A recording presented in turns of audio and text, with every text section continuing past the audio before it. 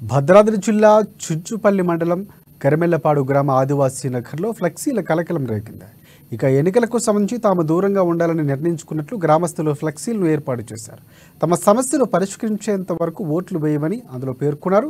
ఆదివాసీ నగర్లో 65 కుటుంబాలకు చెందిన 195 మంది ఓటర్లు ఉన్నారన్నారు. తమ గ్రామంలో తమకు ఎలాంటి మౌలిక వసతులు లేవని, తమను అధికారులు ప్రభుత్వాలు నిర్లక్ష్యం చూస్తున్నాయని కూడా ఆగ్రహం వ్యక్తం చేశారు.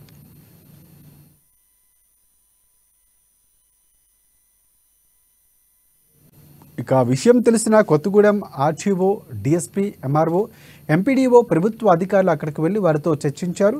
గ్రామంలోని సమస్యలు జిల్లా కలెక్టర్కు, ఐటీడీఓ, పీఓ దృష్టికి తీసుకువెళ్తామని హామీ ఇచ్చారు. 5 ఏళ్ల క్రితం జరిగిన ఎన్నికల్లో కూడా హామీ ఇచ్చి కనీసం పట్టించుకోలేదని పోలీసులు అధికారులపై వారు మండిపడ్డారు. దీంతో అధికారులు కొద్దిసేపు ఓటు గురించి అవగాహన కల్పించారు. ఓటు వేయడం కనీస బాధ్యత అని, ఓటు వేయకుండా సామూహిక బహిష్కరణ నేరమని గ్రామస్తులు తెలిపారు.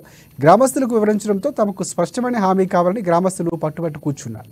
కావాలని ప్రజలు కొందరు తప్పుదోవ పట్టిస్తున్నారని, అటువంటి వారిపై ఎలక్షన్ కమిషన్ నిబంధనల మేరకు చర్యలు తీసుకుంటామని హెచ్చరించారు. అధికారులు ఫ్లెక్సీలను తొలగించి ఓట్లు వేయకుండా ప్రజలు అడ్డుకోవచ్చని సూచించారు.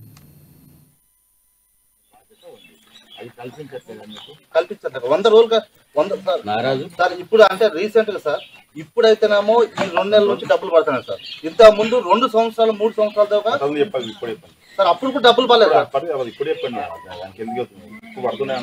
అవును సార్, ఈ 2 నెలల నుంచి పడుతున్నాయి సార్.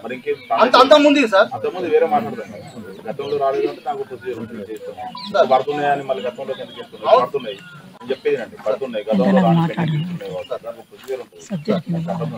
చేస్తుంటే ఇప్పుడు పడుతున్నాయి. నాగరాజు